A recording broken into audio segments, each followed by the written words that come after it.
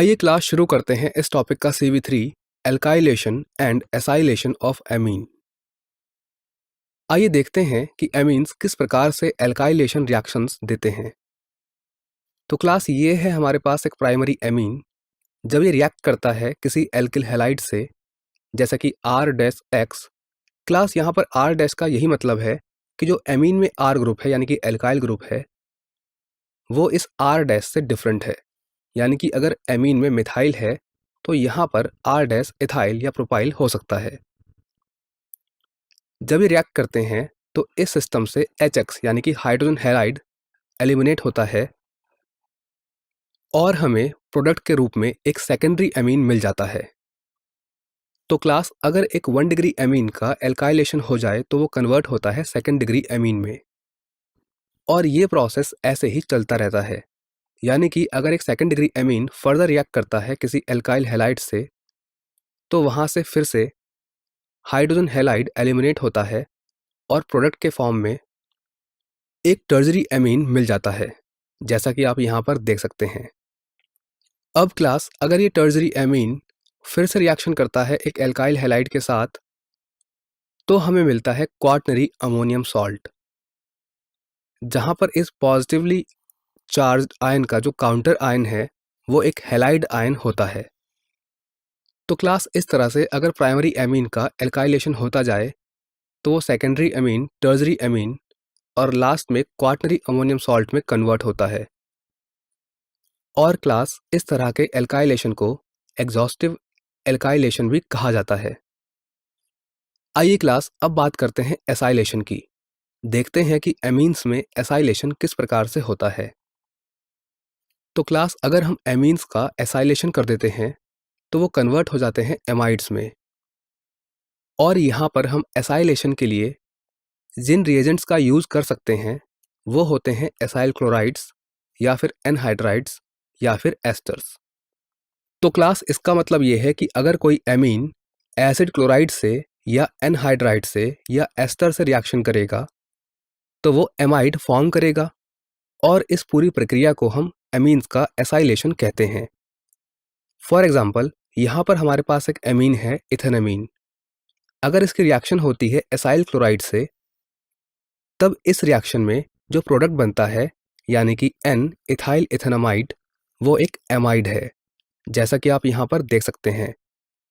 अगर इस रिएक्शन के रिएक्टेंट्स और प्रोडक्ट को हम ध्यान से देखें तो हमें ऐसा लगेगा कि एमीन का H और एसाइल क्लोराइड का Cl निकाल दिया गया है और कार्बन को सीधे नाइट्रोजन से जोड़ दिया गया है। और क्लास यही इजी तरीका है इस तरह की रिएक्शंस में प्रोडक्ट को याद रखने का।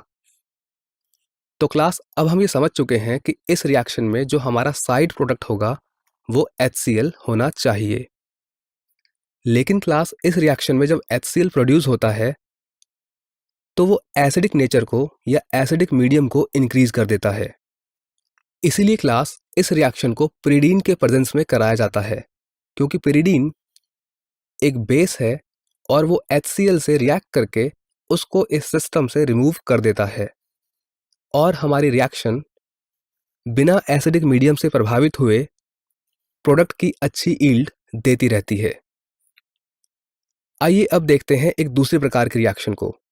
यहाँ पर हमारे पास एक एमीन है बेंजेनामीन, और जब ये रिएक्शन करता है एसिटिक एनहाइड्राइड से तब ये फॉर्म करता है एसिटेनोलाइड, जिसका स्ट्रक्चर आप यहाँ पर देख सकते हैं, और साथ में हमको मिलता है एसिटिक एसिड। चलिए क्लास अब एसाइलेशन के मैकेनिज्म को समझ लेते हैं। तो क्लास ये हमने एक एमीन लिया है जो कि एथाइल एमीन है, और ये है एसाइल क्लोराइड। अब क्लास एसाइल क्लोराइड में जो कार्बन है वो दो इलेक्ट्रोनेगेटिव एलिमेंट के साथ जुड़ा हुआ है, यानी कि ऑक्सीजन और क्लोरीन। तो हम कह सकते हैं कि ऐसे कार्बन पर इलेक्ट्रॉन डेफिशिएंसी होने के चांसेस होते हैं।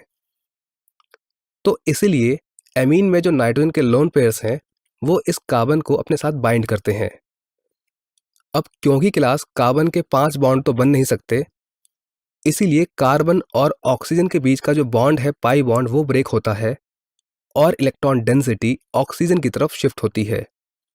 और क्लास ये तो हम जानते हैं कि ये सारी रिएक्शन एक बेसिक मीडियम में होती है, यानी कि पिरिडीन बेस के प्रेजेंस में। तो जब ये सारा अरेंजमेंट हो जाता है तब हमें ये स्पीसीज मिलती है, जिसका स्ट्रक्चर आप यहाँ पर देख सकते हैं। अब क्लास ऑक्सीजन पर जो नेगेटिव क्लाउड है, ये फिर से ऑक्सीजन और कार्बन के बीच में पाई बॉन्ड फॉर्म करता है, क्योंकि इस सिस्टम में उपस्थित क्लोरीन एक अच्छा लिविंग ग्रुप है और वो इस सिस्टम से निकल जाता है। और N के पॉजिटिव चार्ज को न्यूट्रलाइज करने के लिए N से एक प्रोटॉन भी निकल जाता है। तो इस तरह से हमारे सिस्टम से HCl निकलता है और हमें ये स्पीसीज मिलती है, जो N इथाइल इथेनामाइड है। आइए इसका एक एग्जाम्पल देख लेते हैं। तो क्लास यहाँ पे हमारे पास एक एमीन है और जब ये रिएक्शन करता है इस एसाइल क्लोराइड के साथ बेस के प्रेजेंस में, तो हमें ये प्रोडक्ट मिलता है और सिस्टम से HCl निकलता है। क्लास एसाइलेशन की तरह ही एक और टर्म है बेंजोइलेशन। आइए समझते हैं कि बेंजोइलेशन का क्या मीनिंग होता है। तो क्लास जब भी कोई एमीन, जैसे कि हमने यहाँ पर लिया है मेथेनामीन, रिएक्शन करता है बेंजोइल क्लोराइड के साथ, तो क्लास हमको एक ऐसा एमाइड मिलता है जहां पर एसाइलेशन की जगह बेंजोइलेशन होता है, जैसा कि हमको यहाँ पर मिला है एन मिथाइल बेंजामाइड। और एसाइलेशन की तरह ही यहाँ पर भी HCl एक साइड प्रोडक्ट के फॉर्म में हमको प्राप्त होता है और इस तरह की रिएक्शन को हम बोलते हैं बेंजोइलेशन रिएक्शन।